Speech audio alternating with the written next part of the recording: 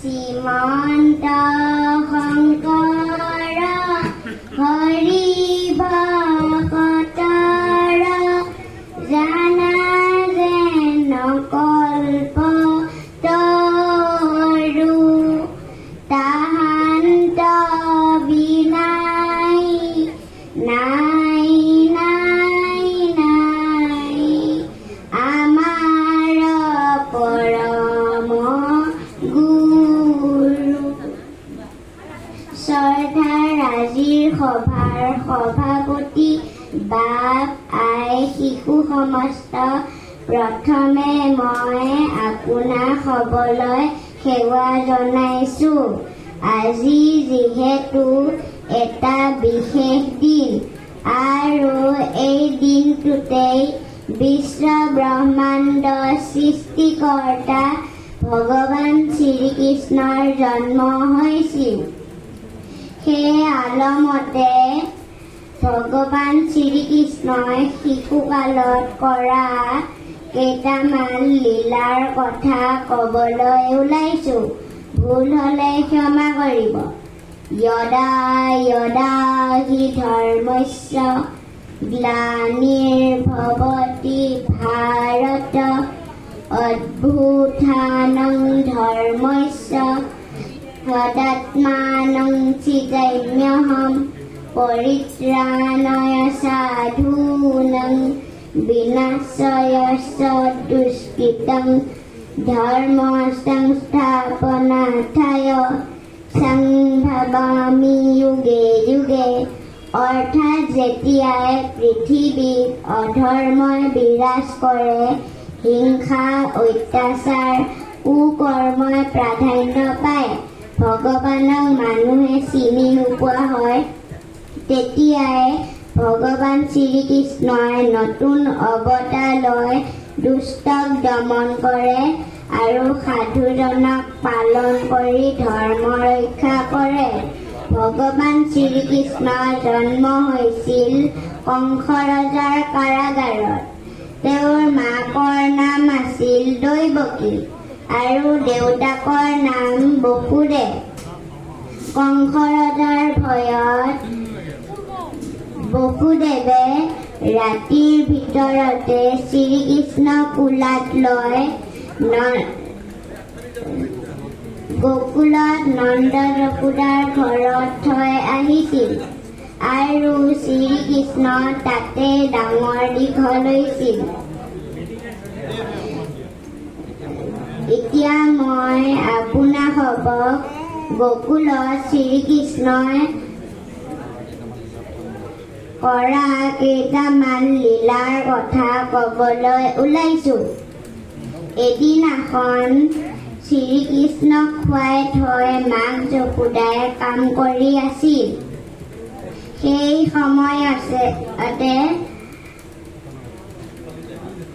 শ্ৰীকৃষ্ণক মাৰিবলৈ কংস ৰজাই পুতনা ৰাক্ষসীক পঠাইছিল। পুতনা ৰাক্ষসী গোকুলত উপস্থিত হয় তাইৰ ৰূপটো সলাই লৈ এজনী ধুনীয়া ছোৱালী হৈ ল'লে।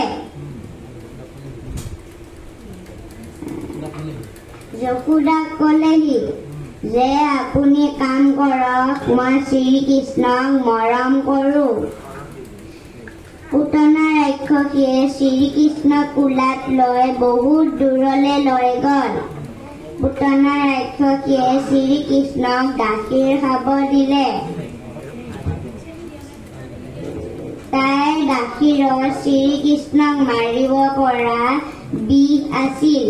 সেই কথা শ্ৰীকৃষ্ণই গম পাই ইমান জোৰেৰে গাখীৰ খালে যে পুতনা ৰাক্ষসী চিঞৰি চিঞৰি মৰি থাকিল।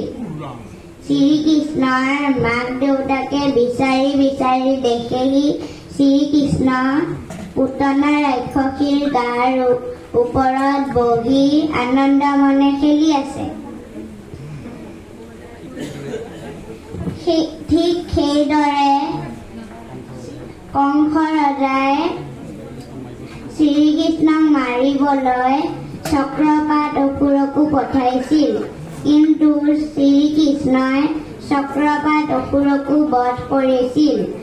আকৌ এদিন শ্ৰীকৃষ্ণই মাটিত খেলি আছিল, মাকে কাম কৰি আছিলে।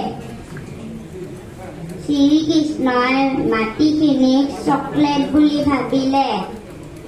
মাটিখিনি শ্ৰীকৃষ্ণই খাই পেলালে নহয়। মাকে দেখি দৌৰি আহি কৈছে, কি খাইছা, কি খাইছা? মাকে শ্ৰীকৃষ্ণক মুখখন মেলিব দিলে। শ্ৰীকৃষ্ণই মুখখন নেমেলিলে নহয়। শ্ৰীকৃষ্ণৰ মুখখন মাকে জোৰ জবস্তি কৰি পেলাই মেলিলে। শ্ৰীকৃষ্ণৰ মুখত মাকে কি দেখিলে আপোনালোকে জানেনে? শ্ৰীকৃষ্ণৰ মুখত মাকে গোটেই বিশ্ব ব্ৰহ্মাণ্ডখন ঘূৰি থকা দেখিলে। তাকে দেখি মা অচেতন হৈ পৰিল। এইদৰে শ্ৰীকৃষ্ণই কালি সৰ্পক দমন কৰিছিল, অঘাসুৰ বকাসুৰক বধ কৰিছিল, শ্ৰীকৃষ্ণৰ বন্ধুবিলাকৰ লগত মাখন দৈ আদি চুৰ কৰি খাইছিল।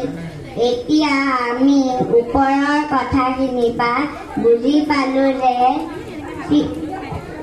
শ্ৰীকৃষ্ণ এজন অৱতাৰী পুৰুষ। তেওঁ ভক্তসকলক সদায় ৰক্ষা কৰে। গতিকে মহাপুৰুষ শংকৰদেৱে কৈ গৈছে, এক দেৱ এক খেত একত বিনে নাইকে। তাৰ মানে আমি আন দেৱতাক সেৱা কৰাতকৈ একমাত্ৰ ভগৱান শ্ৰীকৃষ্ণকহে সেৱা কৰিব লাগে। এইখিনিকে কৈ মই মোৰ চমু বক্তব্য সামৰণি মাৰিলো। কৃষ্ণ। অপৰাধ বিনাশন দোজো নামে নাৰায়ণ, জানি ৰাম পহিলো শৰণে, আনৰ গতি নাহিকে মৰণে, অপৰাধ ক্ষমা কৰি তুমি দয়া সুন্দৰ হৰি, মোক ৰক্ষা কৰিও শৰণে, ৰাম মোক ৰক্ষা কৰিও শৰণে। কৃষ্ণ কৃষ্ণ হৰি অ ৰাম। লীলা নিবিড় নাথৰ ভৱিষ্যত উজ্জ্বল কামনা কৰিলোঁ। ইয়াৰ পিছত ঝুমুৰ নৃত্য নীলিমাকা।